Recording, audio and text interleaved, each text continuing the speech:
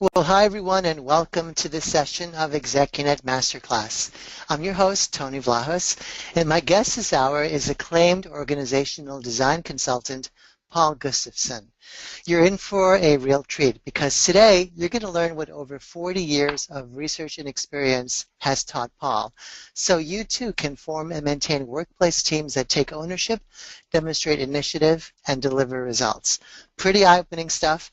And part of our commitment here at ExecuNet to connect you with higher value thinking that can elevate how you work and how you lead.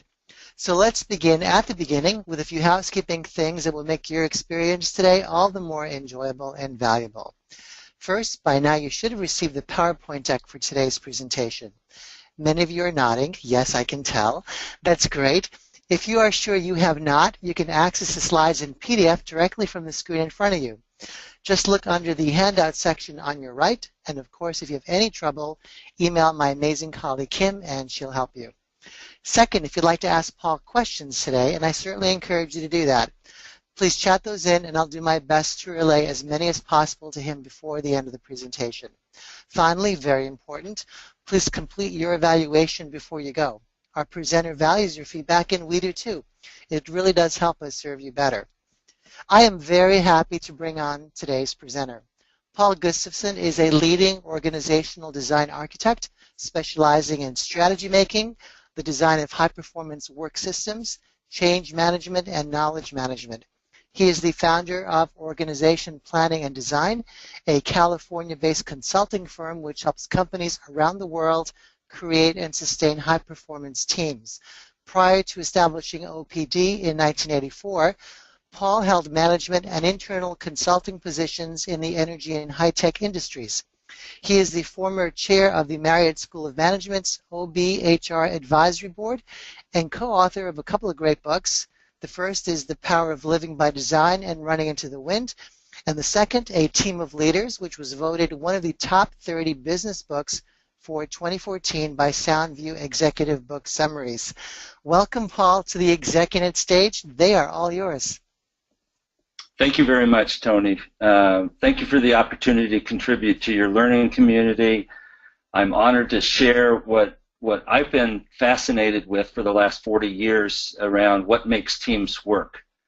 Oftentimes people ask me why I got interested in the study of teams, and there were several factors that influenced me. One is I recognized as a young kid growing up that whatever happened at work for my parents came home with them. And so as I talked to them about work, it was clear that if the work environment, where they worked, what they were doing, the group that they were with, if it was a place that was energizing to them, good things happened at home. If it was a place where they were disengaged, where they weren't excited about, where there was conflict, whatever it might be, that it also came home. And so as I was visiting with vocational counselors, as I was in high school and that, they said, what do you want to do when you grow up? What's interest that you want to study? And I said, well, I'm very interested in helping create great places for people to work. And they would look at me and said, no, we were asking whether you wanted to be an engineer, whether you wanted to be a firefighter, whether you wanted to be an accountant, whether you wanted to be whatever it might have been. And so, but I said I'm interested in this notion of work and what makes work work. And the more that I studied, it was more about teams at work. The second great influencing factor was athletics. I had the privilege of playing football under Hall of Fame legendary coach Lavelle Edwards at Brigham Young University. And I saw what happened to a team that hadn't done well to a team that did well when he took over. And I've been fascinated with that from that aspect.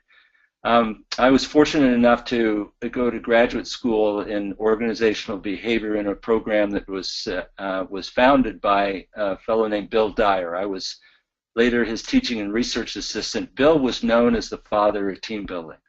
And so here I sat at the feet of someone who talked about teams and what he was learning about teams. And so I've loved this study over the last 40 years, and what I hope to add value here is some additional insights to the listening audience of things that have stuck out to me that have really made a difference. So there's a lot of stuff that we know about teams and about what makes teams work. I'm going to try to highlight 3 or 4, maybe 5 things that I found that